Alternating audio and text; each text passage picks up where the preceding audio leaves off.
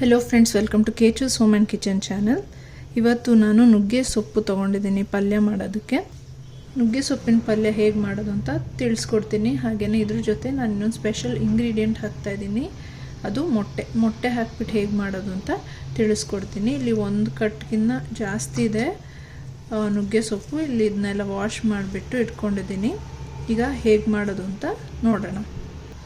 ಮೊದಲಿಗೆ ಎಣ್ಣೆ ಸ್ವಲ್ಪ ಬಿಸಿಯಾಗಿದೆ. ಸಾಸಿವೆ,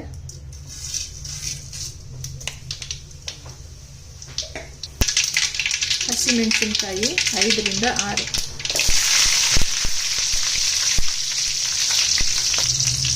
ಮೆಣಸಿನಕಾಯಿ ಬಾಡಿದ ಮೇಲೆ ಈರುಳ್ಳಿ,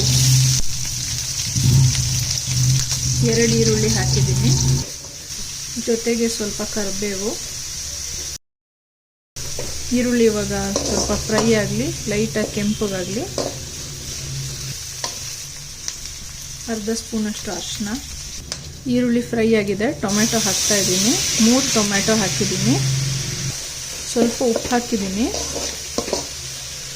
ಟೊಮೆಟೊ ಬೇಗ ಬಾಡುತ್ತೆ, ಹಾಗಾಗಿ ಸ್ವಲ್ಪ ಉಪ್ಪು ಹಾಕಿದ್ದೀನಿ.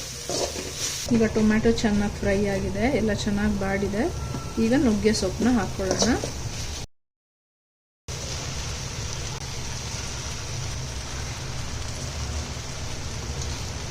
ಸೊಪ್ಪು ಹಾಕಬೇಕಾದ್ರೆ ತುಂಬ ಜಾಸ್ತಿ ಕಾಣುತ್ತೆ, ಫ್ರೈ ಆಗಬೇಕಾದ್ರೆ ಇಷ್ಟಿರೋದೇ ಇಲ್ಲ, ಸ್ವಲ್ಪನೇ ಇರುತ್ತೆ. ಹಾಗಾಗಿ ಉಪ್ಪು ಹಾಕ್ಕೋಬೇಕಾದ್ರೆ ನೋಡ್ಕೊಂಡು ಹಾಕ್ಕೋಬೇಕು. ಎಷ್ಟು ಜಾಸ್ತಿ ಇದೆ ಅಂದ್ಬಿಟ್ಟು ಮುಂಚೆನೇ ಉಪ್ಪು ಹಾಕ್ಕೊಬಿಟ್ರೆ ಉಪ್ಪಾಗೋ ಚಾನ್ಸಸ್ ಇರುತ್ತೆ. ನುಗ್ಗೆ ಸೊಪ್ಪಲ್ಲಿ ಐರನ್ ಕಂಟೆಂಟ್, ಹಾಗೆಯೇ ಫೈಬರ್, ವಿಟಮಿನ್ ಸಿ ಇದೆಲ್ಲ ತುಂಬ ಜಾಸ್ತಿ ಇರುತ್ತೆ. ತುಂಬಾ ಹೆಲ್ತ್ ಬೆನಿಫಿಟ್ಸ್ ಇದೆ. ಇದು ಡೈಜೆಷನಿಗೆ ಕೂಡ ತುಂಬಾ ಹೆಲ್ಪ್ ಮಾಡುತ್ತೆ. ನೋಡಿ, ಅವಾಗ ಜಾಸ್ತಿ ಕಾಣ್ತಾ ಇತ್ತು, ಇವಾಗ ಇಷ್ಟೇ ಆಗಿದೆ. ಈಗ ಸ್ವಲ್ಪ ಇದು ಬೇಯಲಿ. ಮೀಡಿಯಮ್ ಫ್ಲೇಮಲ್ಲಿ ಇಟ್ಬಿಟ್ಟು ಬೇಯಿಸ್ತೀನಿ.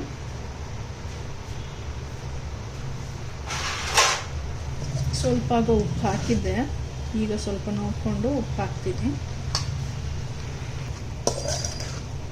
ಇನ್ನು ಬೇಯಬೇಕು ಸ್ವಲ್ಪ. ಇದಕ್ಕೀಗ ಸ್ವಲ್ಪ ನಾನು ಸಾಂಬಾರು ಪುಡಿ ಹಾಕ್ತೀನಿ. ಇದು ಆಪ್ಷನಲ್, ನಿಮಗೆ ಬೇಕಿದ್ರೆ ಹಾಕೋಬೋದು. ಸ್ವಲ್ಪ ಟೇಸ್ಟ್ ಎನ್ಹಾನ್ಸ್ ಮಾಡುತ್ತೆ, ಹಾಗಾಗಿ ಸ್ವಲ್ಪ ಹಾಕ್ತೀನಿ. 2 ನಿಮಿಷ ಬೇಯಿಸ್ತೀನಿ. ಈಗ ಸೊಪ್ಪು ಚೆನ್ನಾಗಿ ಬೆಂದಿದೆ. ಈಗ ನಾವು ಇದಕ್ಕೆ ಸ್ವಲ್ಪ ಇಲ್ಲಿ ಮಧ್ಯದಲ್ಲಿನೇ ಸ್ವಲ್ಪ ಜಾಗ ಮಾಡಿ ನಾನಿಲ್ಲಿ ಮೊಟ್ಟೆ ಹಾಕ್ತೀನಿ.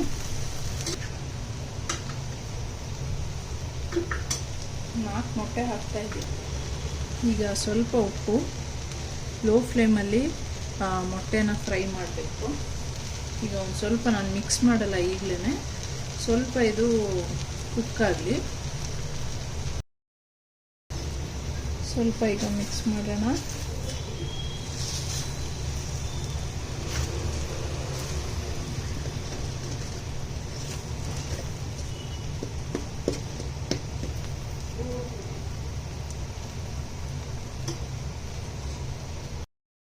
ಈಗ ರೆಡಿಯಾಗಿದೆ ನುಗ್ಗೆಕಾಯಿ ಪಲ್ಯ. ಈ ಬಿಸಿಲೇ ಕಾಯಿ ತುರಿ ಎಲ್ಲ ಹಾಕಿ ಒಂದು ರೌಂಡ್ ಮಿಕ್ಸ್ ಮಾಡಬೇಕು.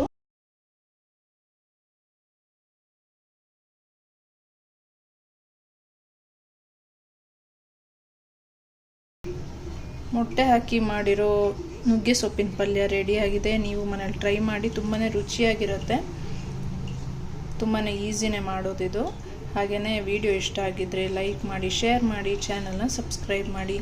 ಮತ್ತೆ ನೆಕ್ಸ್ಟ್ ವಿಡಿಯೋದಲ್ಲಿ ಸಿಗ್ತೀನಿ. ಅಲ್ಲಿವರೆಗೂ ಬಾಯ್.